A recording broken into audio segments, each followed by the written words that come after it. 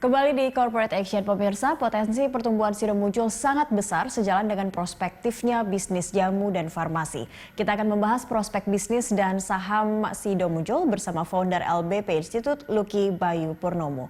Selamat pagi, Mas Lucky. Ya, selamat pagi.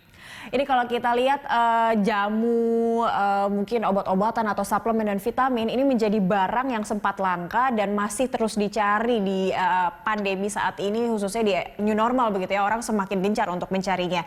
Nah, Sido muncul sendiri juga memproduksi obat dan juga jamu begitu. Anda melihatnya seperti apa prospek dari Sido muncul untuk saat ini sebagai salah satu perusahaan farmasi juga yang obat-obatan juga yang memang produknya memang disasar sekali oleh masyarakat? Ya, pertama kalau lihat apresiasi pasar pada dasarnya masih positif karena Sido muncul mendekati harga tertinggi di level 1420. Sementara per hari ini masih dibuka di angka 1200. Artinya dari aspek keuangan, kemudian dari aspek pendekatan fundamental, pasar masih melihat Sido ini menjadi perusahaan yang prospektif. Itu yang pertama.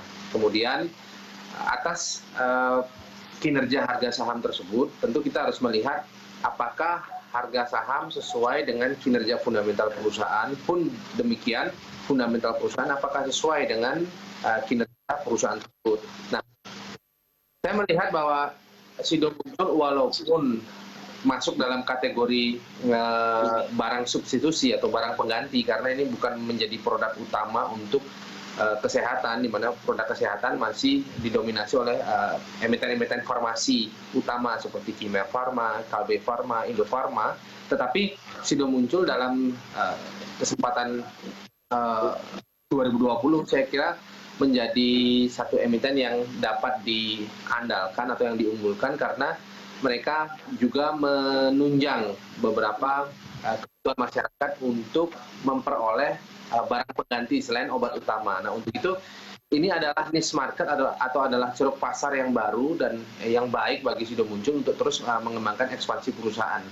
Dan saya kira herbal yang menjadi dominasi produk dari Sido ini tetap menjadi pilihan bagi pelaku pasar karena secara market share, dominasi Sido masih lebih unggul dibandingkan beberapa produk-produk lainnya, terutama produk-produk perusahaan yang belum listed di Bursa Efek Indonesia.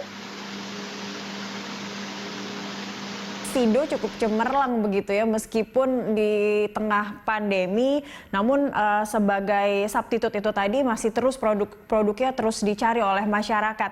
Jika Sido muncul membidik penjualan untuk naik 10% di masa sekarang ini, menurut Anda apakah ini realistis bisa dicapai targetnya oleh Sido?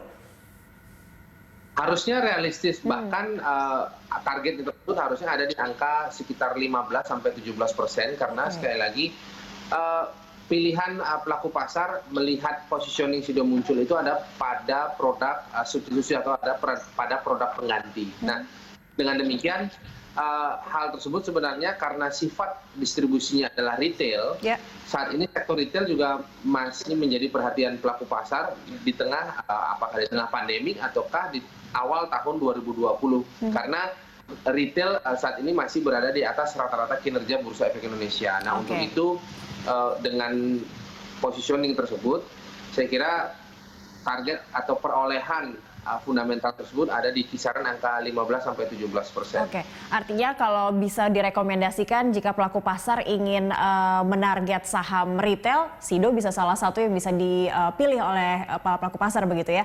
Mas Lucky, kita masih ada satu segmen lagi, kita akan bahas seperti apa prospek dari saham Sido muncul sesaat lagi. Dialog Corporate Action akan segera kembali.